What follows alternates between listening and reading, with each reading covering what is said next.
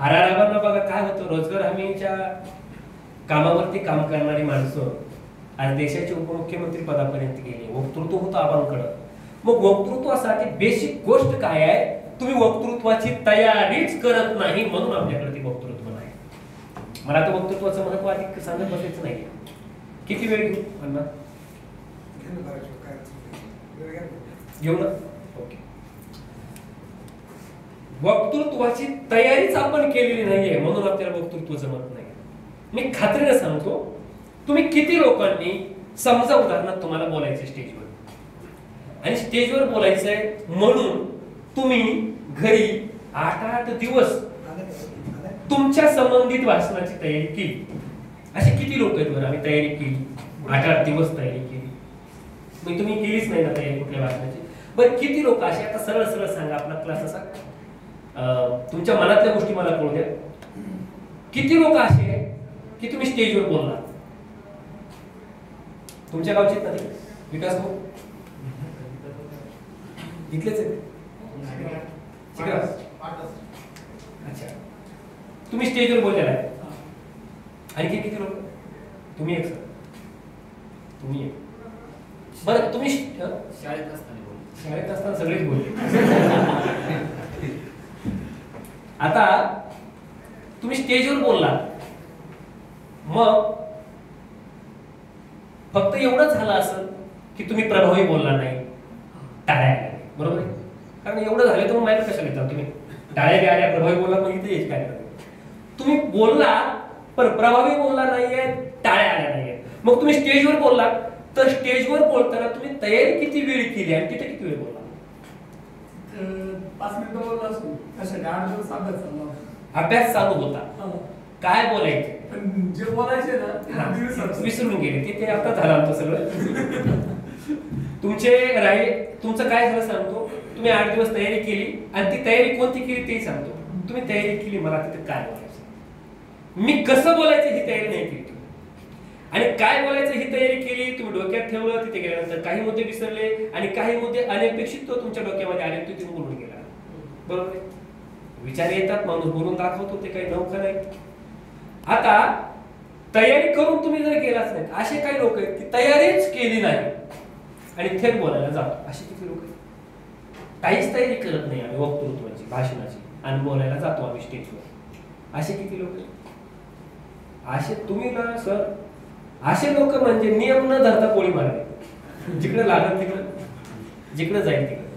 म्हणून ही चूक आयुष्यात कधीच करायची नाही सर. कोणती? न तयारी करता बोलायला जाणं, ही चूक कधीच करायची नाही. बोलायला तुम्ही बोला, तुमच्याकडे समाधिकपणा असेल म्हणून तुम्ही बोला, तुमच्याकडे स्टेज डेअरिंग आहे म्हणून तुम्ही बोला, पण ही चूक करायची नाहीये. मूळ काय आहे? चांगला कोण बोलतो, चांगलं वक्तृत्व का? आपल्याला बदल काय करायचा आता प्रत्येक शनिवारी तुमच्या वक्तृत्वामध्ये? तुम्हाला काय बोलायचंय ही नाही तयारी घेणार मी, कसं बोलायचंय ही तयारी घ्यायची. तुम्हाला काय बोलायचंय मला काय माहिती, आणि ती तयारी तुम्ही आत्ताच करू नका. तुम्ही कसं बोलायचंय हीच तयारी करा फक्त. बस झालं, तुमच्या वक्तृत्वात बदल झाला ना. कारण आपल्याला होतं काय, आपण चुकीच्या दिशेने प्रवास केलाय वक्तृत्वात. तुम्ही प्रत्येकाला तुम्ही घरी गेल्यानंतर ठरवता मला भाषणाची तयारी करायची, आणि भाषणाची तयारी काय करतो माहिती का? तुम्ही काय बोलायची ही तयारी करा. काय बोलायचं हे निश्चित असतं, तुमचं ठरलेलं असतात ते मुद्दे, त्याला तेवढं फोकस करायची गरज नाही. काय बोलायचं हे तर ठरवावं लागतं. निव्वळच माणूस काय बोलायचं न ठरवता असं उठून बोलत नाहीये. पण फोकस कशावर करता? जास्त फोकस करायचंय ते कसं बोलायचं याच्यावर. आणि तुम्ही आजपर्यंत एकाही माणसानं कसं बोलायचं याच्यावरती फोकस केलेला नाही. बरोबर आहे का अण्णा? बरोबर आहे का सर? कसं बोलायचं याच्यावर तुम्ही फोकस केलेला नाही. तुम्ही विकास भाऊ, तुम्ही नगरच्या क्लासला येत होता, बरोबर आहे? आता तुम्हाला इथं जवळ आहे ना, तुम्ही इथल्याच बॅचला बसा. आता तुम्ही इथल्या बॅचला बसा. तुम्ही 2-3 ठिकाणी क्लास केले, हे तुमच्याच भागात आहेत. माझ्याकडे नाट्यातली नाही काही, माझी भेट आता होती. तुम्ही 1-2-3 ठिकाणी क्लास केलेले. तुमच्याकडून कसं बोलायचं ही तयारी घेतही नाही क्लास. मला नाव नाही कोणाला ठेवायचं. कसं बोलायचं ही तयारी नाही करून घेत. तुम्ही क्लास केलेले, तयारी कशी घेत होते, आणि तुम्ही माझ्या नगरचे 2च क्लास बघितले फक्त, जास्त नाही बघितले. 2 मिनिटात उभा राहिला जागेवर सांगा डिफरन्स, म्हणजे मी सुरू करतो लगेच. 2 मिनिटं. नमस्कार, विकास वाघ, मी पाटसवरून आलेलो आहे. आता मी नगरचे क्लास केले, आमचे मित्र होते गव्हाणे सर, त्याच्यामुळे मी नगरला गेलो. पण काय झालं की इथून मागे मी 2-3 क्लास केले, ते इथं 15,000, परत पुढचं करायचं तर परत 20,000 40,000 पर्यंत गेलो. सरांचं मार्गदर्शन मला भेटलं, सरांकडे गेलो. मी तिथं फक्त 2च नगरचे क्लास केले. पण आता फक्त माझं ध्येय काय आहे की महात्मा फुले महापुरुषांवरती बोलायचं, हे माझं ध्येय. पण माझ्यामध्ये बदल काय झालाय आता हे नंतर मी तिथं पुढे आल्यावर तुम्हाला कळलंच. पण काय होतं की आपल्याला जे पाहिजे आपल्या आवाजाचा चढ उतार, स्टेजवरती गेल्यावर काय बोलायचे, कसं बोलायचं, सरांनी जे आता सांगितलं त्याच्यामध्ये मला भरपूर बदल झालाय माझ्यामध्ये, आणि तो इथून पुढे होईनच. आणि सरांच्या मार्गदर्शनाने मी स्टेजवरती तर नक्की जाणार आहे. आणि आपल्याला भाषण कला तर शिकायची, आपण कुणी राजकारणामध्ये करायचंय, कोणाला कशामध्ये करिअर करायचंय, पण भाषण हे आलंच पाहिजे. आणि यासाठी मी हे क्लास जॉईन केलेला आहे आणि इथून पुढे पण ते कंटिन्यू करतोच. धन्यवाद. यांनी 1-2 ठिकाणी क्लास केलेले आहे आणि यांनीच नाही, ते नगरचे बॅच बघितले ना आपण, ते सगळी हेच सांगायचे मला, आम्ही ठिकाणी केलं, तम ठिकाणी केलं. आता तुम्ही सुद्धा काही लोकांनी दुसरीकडे क्लास केलेले आहेत. भुजबळ साहेब कुठे गेले म्हणले होते मला, कुठेतरी घेतला म्हणून. हा असं गेले आपल्या त्या दिवशी म्हणले. तर तुम्ही सुद्धा कुठे घेतला असेल. आता माझी शिकवण्याची पद्धत वेगळी. मी तुमच्या वक्तृत्वात 100% बदल करून जाणार आहे, त्याची काळजी करू नका. ती जिम्मेदारी माझी आहे. का तर तुमच्या वक्तृत्वात बदल झाल्याशिवाय तुम्ही इतरांना सांगणार नाही. दुसरी बॅच माझी पूर्ण होणार नाही. ते मला करणंच आहे, मला करावंच लागेल तुमच्या वक्तृत्वात बदल. पण तुम्ही सकारात्मक राहा, नाही तुम्ही म्हणतात ते करावंच लागतं त्यांना. ते तुम्ही थोडस मानसिकता ठेवा की आपल्याला या शनिवारचं सोनं करायचं. प्रत्येक शनिवारी आपण एवढा वेळ, आता एवढी मोठी माणसं आहे तुम्ही सगळे, एवढा वेळ देताय तुम्ही, एवढा वेळ इथं देताय ना, माझ्यासाठी या क्लाससाठी घरी सुद्धा थोडा काही वेळ द्या. हे फक्त 2 महिने पुरतं. नंतर तुम्हाला घरी वेळ द्यायची गरज लागायची नाही. काही दिवसापुरता वेळ द्यावा लागतो. चांगली बोलणारी माणसं राजकारणातली स्वतःला वेळ देतात. आणि वक्तृत्व ही अशी गोष्ट आहे, स्वतःला वेळ दिल्याशिवाय ते डेव्हलप होत नाही.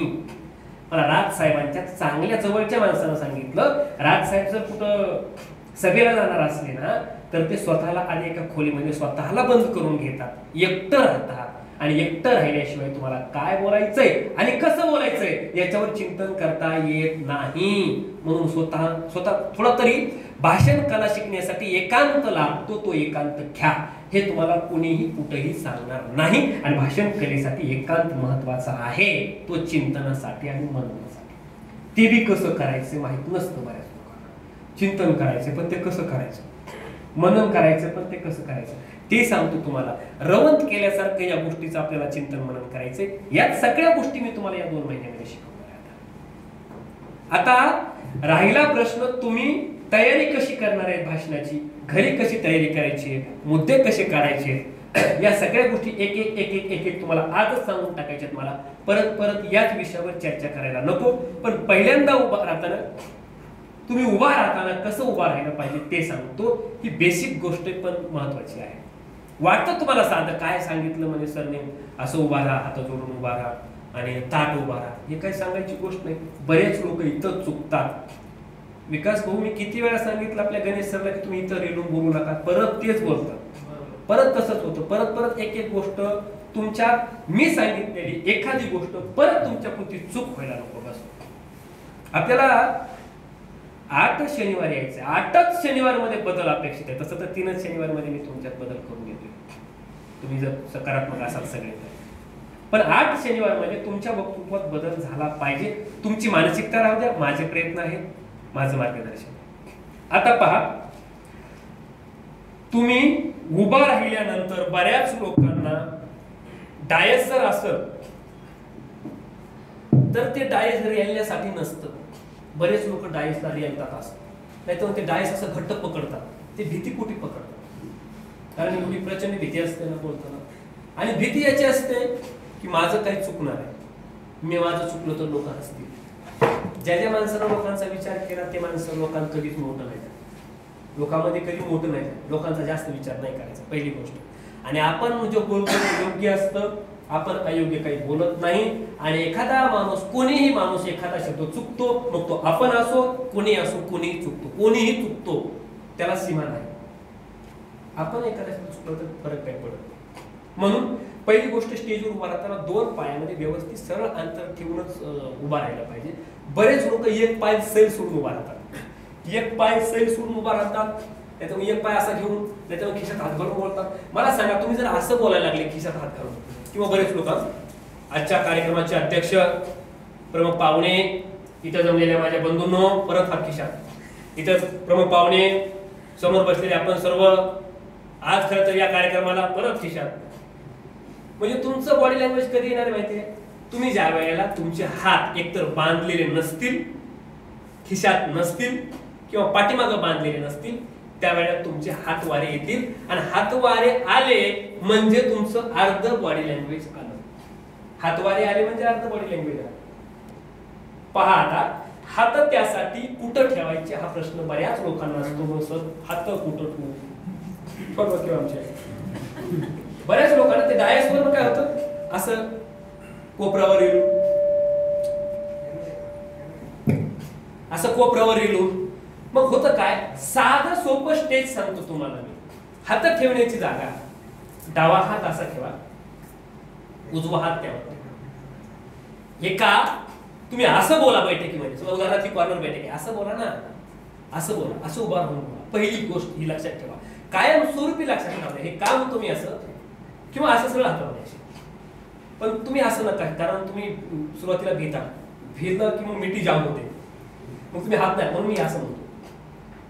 पुन्हा सहजता आल्यावर हात तुम्ही असे ठेवले तरी चालतं. का? मी हात उजवा वर का ठेवा म्हणतो, डावा हात खाली का? सहज बोलताना तुम्ही उजवा हात हलवता, ती सहज प्रवृत्ती आहे.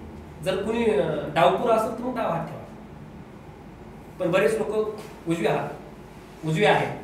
उजव्या हाताला वर ठेवा म्हणजे उजवा हात सहज हलतो. आणि हात हलवून सुरुवातीलाच हात वारे करून बोलण्याचा प्रयत्न करा, कारण तो आहे बॉडी लँग्वेजचा भाग आणि ती पहिली पायरी. हात वारे आल्याशिवाय चेहऱ्याचे एक्सप्रेशन बदलत नाही. बघा, हात बांधून बोलला तर चेहऱ्याचे एक्सप्रेशन तेवढे बदलत नाहीत. म्हणजे चेहरा बदलण्यासाठी हात कामाला येतो, हात कामाला येतात. म्हणून हातवारे करून बोलायचंय तर हात इथं असले पाहिजेत. आणि जर डायस असेल तर मग डायसवर सैल हात ठेवून बोलायला काय हरकत नाही. पण ते फक्त आपल्याला हात डायसवर कमी असले पाहिजे आणि हात डायसच्या बाहेर जास्त हल्ले पाहिजे. आणि दुसरी गोष्ट आणखी एक, ज्या वेळेला पब्लिक भरपूर आहे, समाज भरपूर आहे, त्यावेळेला तुमचे हात हे बॉडी पासून लांब असले पाहिजे. पब्लिक भरपूर आहे, तुम्ही इथंच नाही हात वापरू शकत. बघा ते कसं विसंगती वाटते. आणि पब्लिक जास्त असल्यानंतर मोठ्या आवाजात बोलायचं आणि हात बॉडी पासून लांब गेले पाहिजे. जमलेल्या माझ्या तमाम बांधवांनो, ज्यावेळेला हात बाहेर येतात, पब्लिक असेल तर आवाजही वाढला पाहिजे. पब्लिक मध्ये जिथं तुम्ही पब्लिक मध्ये जा तिथं हळू आवाजात भाषण अजिबात करू नका, लोक तुम्हाला स्वीकारणार नाहीत. आणि जिथं पब्लिक कमी, आता छोटे कमी लोक आहेत एक बैठकीसाठी ठिकाणी, इथं मोठ्या आवाजात अजिबात बोलायचं नाही. माणसं 25च म्हणतो, कार्यक्रमाचे अध्यक्ष इथं जमलेल्या माझ्या बंधूंनो आणि भगिनींनो 25च माणसं. म्हणजे इथं विसंगती व्हायला म्हणजे माणसं जिथं कमी आहे तिथं तुम्ही संवाद साधल्यासारखं बोला आणि प्रत्येकाच्या नजरेला नजर देऊन बोला. मी नेहमी सांगत असतो,